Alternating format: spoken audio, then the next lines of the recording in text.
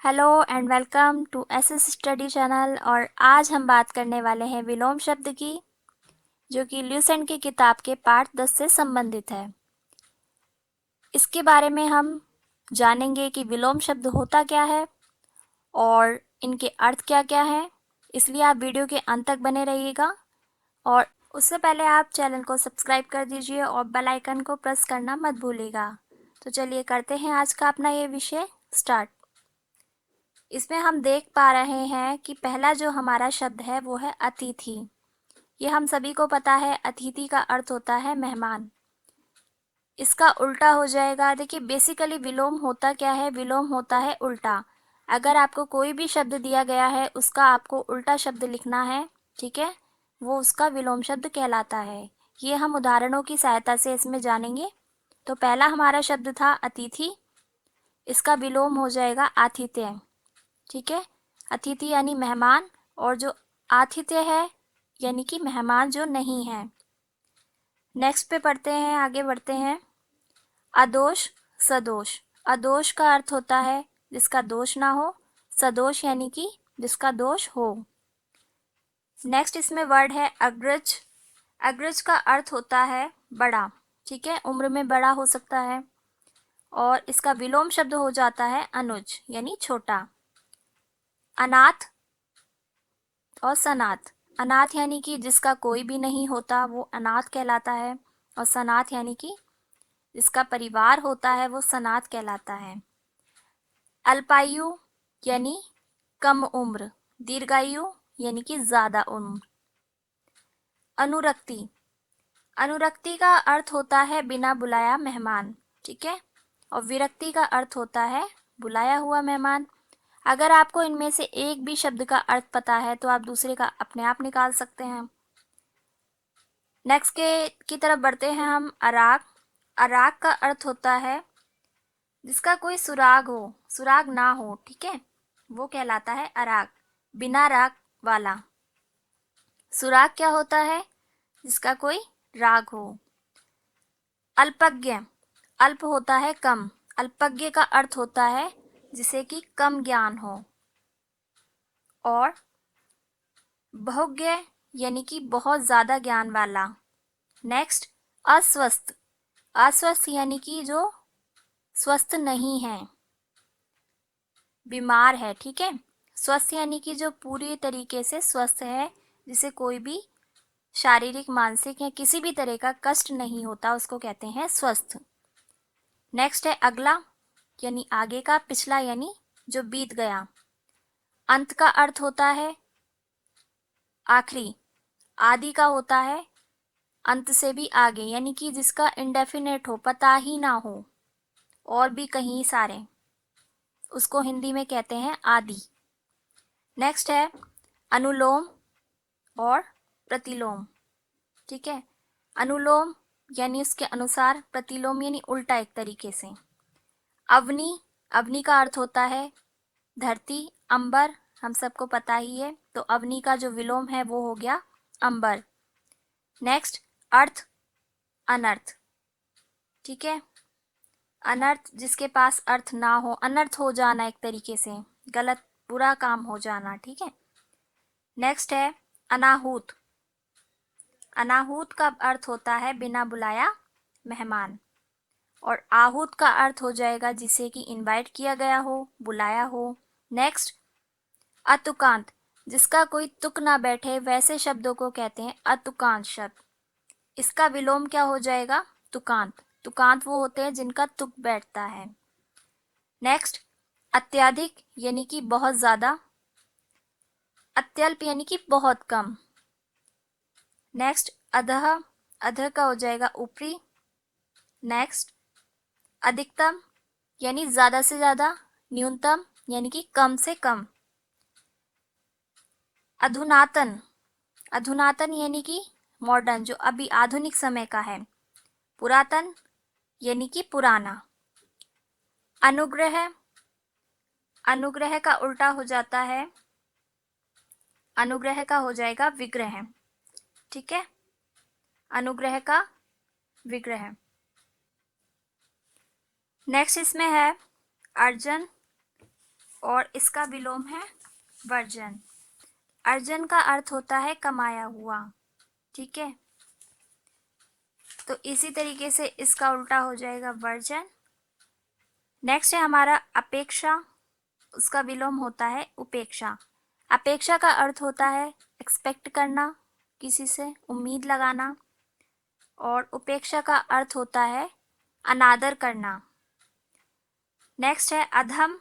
अधम का अर्थ होता है जो पाप करता हो, पापी हो, ठीक है। तो अधम का उल्टा हो जाएगा, विलोम हो जाएगा उत्तम। नेक्स्ट है अंगीकार, और इसका विलोम है अस्वीकार। अंगीकार यानी कि उसको अपने में ढाल लेना किसी भी चीज को। अस्वीकार यानी कि दूर हो जाना उस चीज से, अस्वीकार कर देना, नहीं अपनाना। नेक्स्ट है अज्ञ। अज्ञ का अर्थ होता है मूर्ख। विज्ञ का अर्थ होता है जो कि मूर्ख ना हो, जानकार हो और ज्ञानी हो। नेक्स्ट है अतिवृष्टि। अतिवृष्टि का अर्थ है अत्यधिक वर्षा होना, और इसका विलोम हो जाएगा अनावृष्टि। नेक्स्ट अमावस्या। हमें पता ही है अमावस्या का विलोम हो जाएगा पूर्णिमा। अमावस्या में चांद नहीं दिखता है और पूरी तरीके से अंधेरा होता है, जबकि पूर्णिमा में पूरा चांद दिखाई पड़ता है। नेक्स्ट अघ। अघ का अर्थ होता है पवित्र, अपवित्र, सॉरी, अपवित्र होता है या फिर पापी। तो अनघ का मतलब हो जाएगा जो कि पवित्र हो। नेक्स्ट अकाल। अकाल का अर्थ होता है अशुभ समय, अच्छा समय ना होना। सुकाल यानी सुंदर समय, अच्छा समय होना। नेक्स्ट अर्थी। इसका विलोम हो जाएगा प्रत्यार्थी। अर्थी का अर्थ होता है एक तरीके से मांगने वाला कह सकते हैं यहाँ हम, या फिर सपोर्ट करने वाला कह सकते हैं।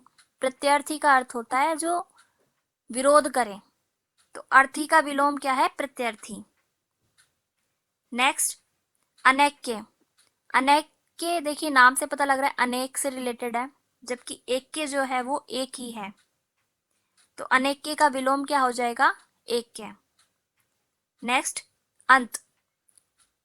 इसका विलोम है अनंत।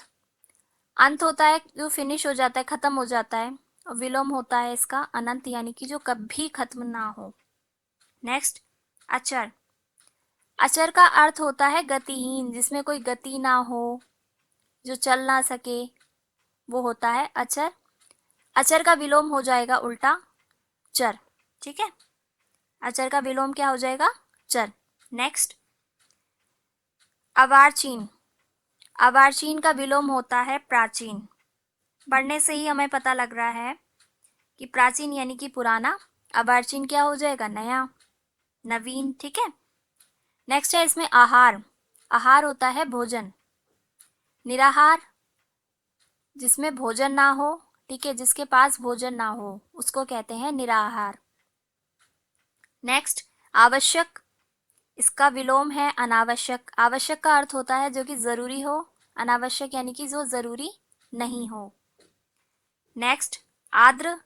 आर्द्र का अर्थ होता है गीला, और इसका विलोम हो जाएगा शुष्क। शुष्क यानी सूखा। नेक्स्ट आमिष। आमिष का अर्थ होता है मांस खाने वाला, ठीक है। इसका विलोम हो जाएगा निरामिष, यानी कि जो मांस नहीं खाता। नेक्स्ट आग्रह। आग्रह का अर्थ होता है रिक्वेस्ट करना किसी से। और निराग्रह क्या हो जाएगा? सॉरी, दुराग्रह क्या हो जाएगा? रिक्वेस्ट ना करना, अपनी जिद पर अड़ जाना, हट पर अड़ जाना। आसक्त। देखिए आसक्त का अर्थ होता है प्रेम, ठीक है। इसका उल्टा हो जाएगा अनासक्त, यानी कि प्रेम रहित।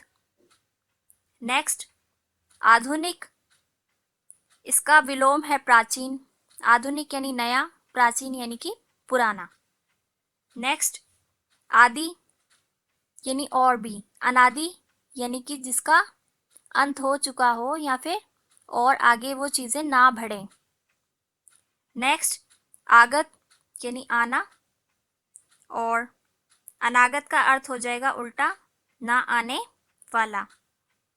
नेक्स्ट है इसमें आश्रित। आश्रित का अर्थ होता है किसी पर डिपेंड होना, निर्भर होना।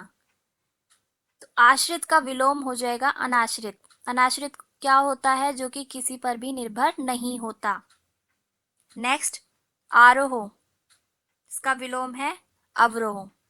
आरोह का अर्थ होता है बढ़ते हुए क्रम में और अवरोह का अर्थ होता है घटते हुए क्रम में। नेक्स्ट आवृत। देखिए आवृत का अर्थ जान लेते हैं पहले। आवृत का अर्थ होता है छिपा हुआ। अनावृत का क्या अर्थ हो जाएगा फिर? जो छिपा ना रहे। नेक्स्ट आस्था। आस्था हमें पता ही है, हम ईश्वर में, भगवान में सभी आस्था रखते हैं। इसका विलोम हो जाता है अनास्था, जो कि आस्था नहीं रखता। नेक्स्ट है इसमें आरंभ। आरंभ यानी शुरुआत। इसका विलोम हो जाएगा अंत, यानी कि खात्मा। लास्ट इसमें आप देख पा रहे होंगे, लास्ट जो वर्ड इसमें दिख रहा है आपको, आकुंचन। इसका विलोम हो गया प्रसारण। ठीक है, प्रसारण होता है फैलना, ठीक है, स्प्रेड होना। और आकुंचन क्या होता है? सिमट जाना। तो आज हमने ल्यूसेंट की इस किताब के कुछ इम्पोर्टेंट विलोम शब्द पढ़े, जो कि सभी प्रतियोगी परीक्षाओं के लिए प्रमुख रूप से मुख्य हैं। ठीक है, इम्पॉर्टेंट है बहुत ही ज़्यादा। आई होप आपको ये हमारा आज का वीडियो पसंद आया होगा। लाइक शेयर करना मत भूलिएगा और आगे आने वाले वीडियो के लिए बेल आइकन को ज़रूर प्रेस कर दीजिए।